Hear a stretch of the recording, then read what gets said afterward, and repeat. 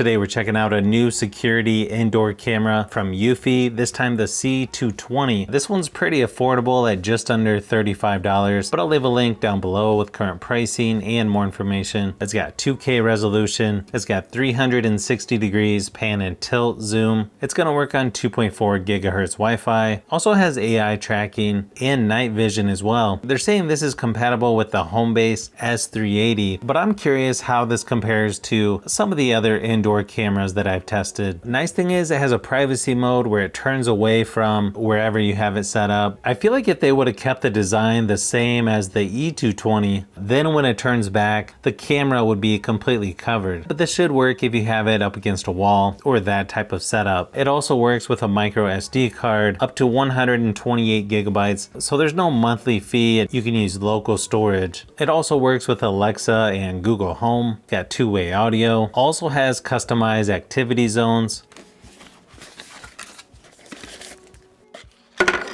Inside the box, you've got a quick start guide. They also throw in a security sticker and a positioning sticker for the mount. Also comes with screws and drywall plugs as well.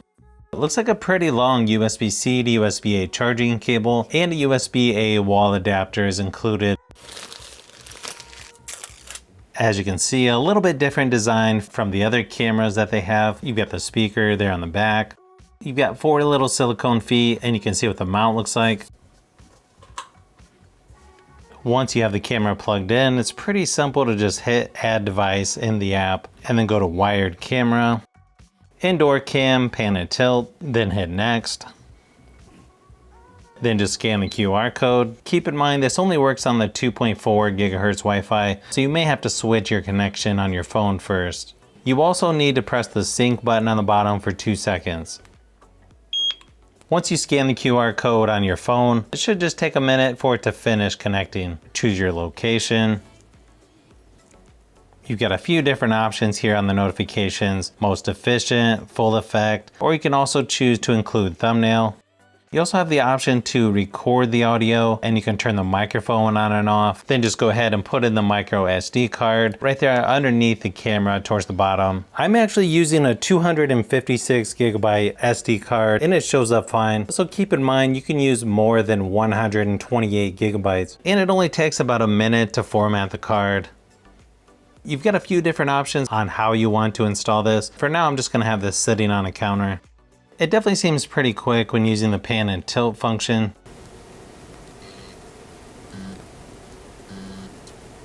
You've got shortcuts down here on the bottom, like record, sound, talk using the microphone, pan and tilt, and playback. You've got quite a few things here in the settings that you can adjust. You have the home-based connection. You've got motion and sound detection, tilt settings, angle settings, video, audio, notification, general, share device. You can also remove the device or restart it right here in the settings as well. You can see under motion detection, you've got human or all other motion. You can also do activity zones and AI tracking as well. You've also got pan and tilt speed, auto cruise, calibration. You can also move it to the angle you want for privacy and then just hit set. Another nice thing is you've got preset positions where you can just go to those spots a lot quicker than just panning back and forth. You can also set the recording quality. It looks like it's on full HD by default. I'm gonna change that to 2K.